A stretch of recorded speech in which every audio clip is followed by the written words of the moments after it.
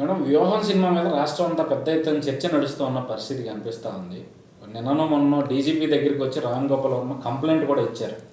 కొలికిపూడి శ్రీనివాసరావు తన తల నరికి తెచ్చిన వాళ్ళు ₹1,00,00,000 ఇస్తానని చెప్పి బెదిరించాడు. నా మీద ఎప్పుడైనా దాడి జరగవచ్చు అంటూ కూడా ఆయన డీజీపీ ఆఫీస్లో కంప్లైంట్ ఇచ్చేస్తే డీజీపీ గారు తీసుకున్న పరిస్థితి. ఆ తర్వాత వచ్చి మీడియా ముందు రామ్ గోపాల్ వర్మ చేసిన కామెంట్స్ ఏవైతే ఉన్నాయో, తెలుగుదేశం చంద్రబాబు నాయుడు గారు, లోకేష్ గారు నన్ను చూసి భయపడతా ఉన్నారు, నా సినిమా చూసి భయపడతా ఉన్నారు అని చెప్పి ఆయన కామెంట్స్ చేయడం, దీన్ని ఎట్లా చూస్తారు మీరు? ఈ సినిమా గురించి ఆర్జీవి మాట్లాడుతున్నాడంటే వాడొక మెంటల్ డైరెక్టర్. తన పేరు అసలు వాడు పెద్ద మెంటల్. ఆ మెంటల్ గురించి పట్టించుకునేంత అవసరం లేదు. సో రెండోది ఏంటంటే మెంటల్ కొన్ని కామెంట్స్ అప్పుడు చేస్తుంటారు. ఒక ఇంటర్వ్యూలో ఆ మెంటల్కి ఒక మీడియా మిత్రుడు ఒక మాట అడిగారు, మీకు పాప ఉంది కండి, మీ పాపకి ఎంత వయసు అంటే, పాప ఉందా, తన వయసు నాకు ఎంతో తెలియదు అన్నాడు. అంటే అట్లాంటి సైకోగాడు.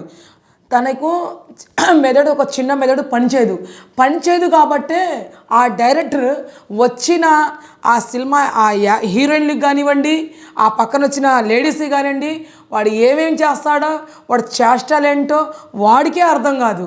కన్నబిడ్డ ఉందో లేదో నాకు తెలియదు అని చెప్పినవాడు అతని డైరెక్టర్ ఏంటి? ఆ డైరెక్టర్ గురించి సినిమా తీసిన వాళ్ళు చూసేవాళ్ళు వీళ్ళేంటి? వాడు ఎన్నో కామెంట్స్ లాగా ఎన్నో రకాలు చేయవచ్చు.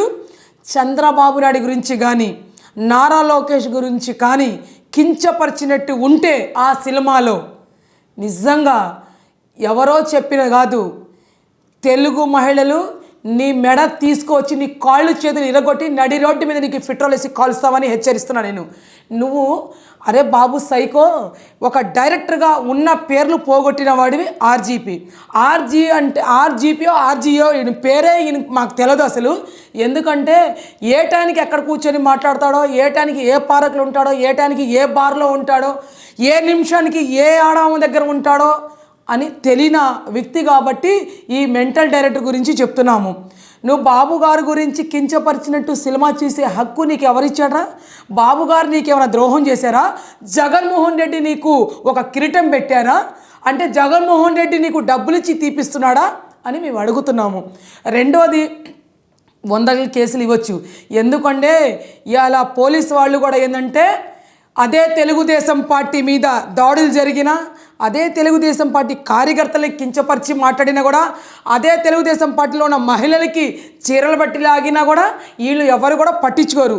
ఎందుకంటే పోలీస్ వాళ్ళు వీళ్ళ గవర్నమెంట్ ఇంకా 100 రోజులు ఉంది కాబట్టి 100 రోజులు పనిచేస్తారు కాబట్టి ఏ రకంగా వాళ్ళు చేసినా కూడా ఏమి లేనిది సృష్టించి వచ్చి కేసు ఇచ్చినా కూడా కంప్లైంట్ పోలీసు వాళ్ళు తీసుకునే బాధ్యత ఉంది వాళ్ళది. ఎందుకంటే తీసుకోకపోతే మరి జగన్ ఇచ్చిన డబ్బులు వృధాగా అయిపోతాయి కాబట్టి ఆయన తీసుకుంటారు. మీ ప్రయత్నాలు మీరు చేయండి. బాబు గురించి కించపరిచినట్టు ఉంటే మాత్రం ఇదే ఆర్జీవికి ఒకటే హెచ్చరిస్తున్నాము, నీ 2 కాళ్ళు నీ 2 చేతులు నరికేసి తెలుగు మళ్ళీ నడి రోడ్డు మీద నీకు పెట్రోల్ వేసి కాల్స్తామని మళ్ళీ ఒకసారి హెచ్చరిస్తున్నాను. అంటే ఈ ఆర్జీవి అనే డైరెక్టర్ గత ఎన్నికల్లో కూడా ఎన్నికలకు ముందే లక్ష్మీ సెంటియర్ అని చెప్పి ఒక సినిమా విడుదల చేసి అప్పుడు కూడా నానా రాద్ధాంతం చేసిన పరిస్థితి.